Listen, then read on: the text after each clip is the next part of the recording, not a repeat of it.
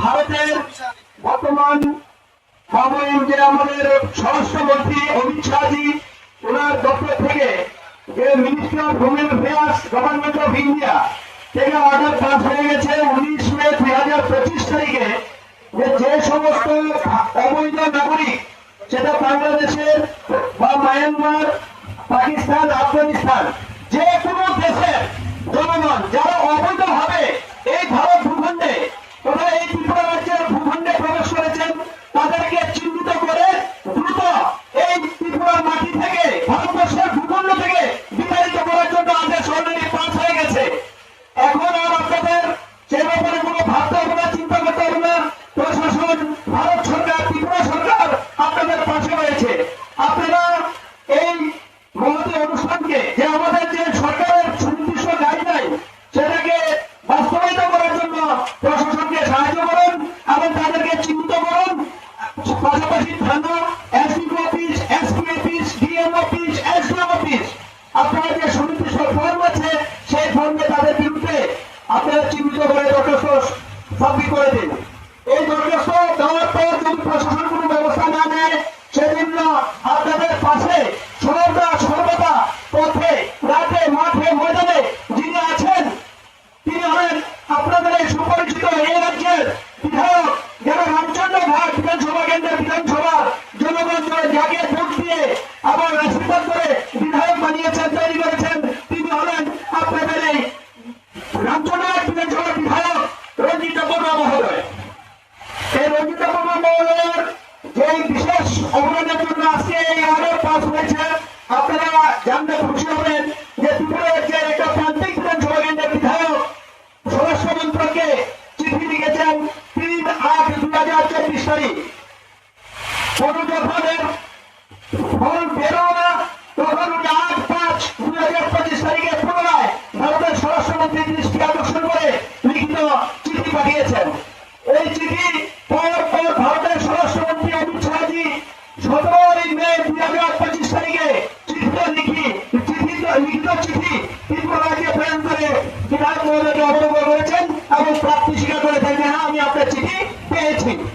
19 মে just 2 দিন পর 17 মে চিঠি প্রাপ্তি স্বীকার করেছেন। 19 মে 2025 তারিখে সারা ভারতবর্ষের জন্য আইন পাস করে নিয়েছেন, গাড়ি নিয়ে নিয়েছেন যে হ্যাঁ সারা ভারতের যত বিদেশি নাগরিক অবৈধভাবে ভারত ভূখণ্ডে বা ত্রিপুরা রাজ্যে অবস্থান করছেন তাদেরকে চিহ্নিত করুন এবং 3 দিন সময়সীমার ভিতরে এই রাজ্য থেকে বিতাড়িত করুন। আর সেই বিতাড়িত করার ক্ষেত্রে মুখ্য অবদান যার আছে তিনি হলেন এই বিধানসভার 24 বিধানসভার বিধায়ক রঞ্জিত বর্মা মহোদয়। এটা অত্যন্ত গর্বের এবং আমাদের বড় উজ্জ্বল ইতিহাস দৃষ্টান্ত স্থাপন করে রেখেছেন।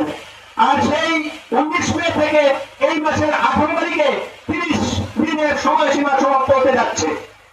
এজন্য আমি আজকের দিনেও আপনাদের এখানে আসার পূর্বে আগরতলা সার্কিট হাউসের 21 সেক্টর আসাম রাইফেলসের সর্বাধিনায়ক যিনি ত্রিপুরায় নিযুক্ত আছেন ওনার সঙ্গে বিস্তারিত আলোচনা করেছেন, ওনাকে লিখিত চিঠি দিয়েছেন এবং ওই সর্বাধিনায়ক মহোদয় আশ্বস্ত করেছেন যে হ্যাঁ উনি স্বরাষ্ট্রমন্ত্রীকে চিঠি লিখবেন, যথাযথ ব্যবস্থা করবেন এবং যা যা সাহায্য সহযোগিতা করার জন্য সমস্ত কিছু করবেন। সুতরাং বিধায়ক মহোদয় আপনারা সমস্ত সময়ের সঙ্গী সবসময় আপনাদের পাশে আছে। ভয় করার জন্য বা ভয়ের জন্য কোনো স্থান নেই। আপনারা শুধু প্রত্যেকটা বিদেশি নাগরিককে শুধু চিহ্নিত করুন, তাদেরকে কোনো অবস্থায় এই ভূখণ্ডে বা অন্তত বিশেষ করে এই যে আপনারা যদি প্রত্যেকের দায়িত্ব তুলে নেন যে হ্যাঁ এটা আমার নৈতিক দায়িত্ব, ভারতের সংবিধানের প্রতি আস্থা জ্ঞাপন করে ভারতের জাতীয় পতাকাকে সম্মান জানিয়ে আমার ভূখণ্ডকে রক্ষা করার জন্য এই যে যারাই বিদেশি নাগরিক আছে তাদেরকে আপনারা চিহ্নিত করুন, প্রশাসনের হাতে তুলে দিন। তারা প্রশাসন পুশব্যাক করবে।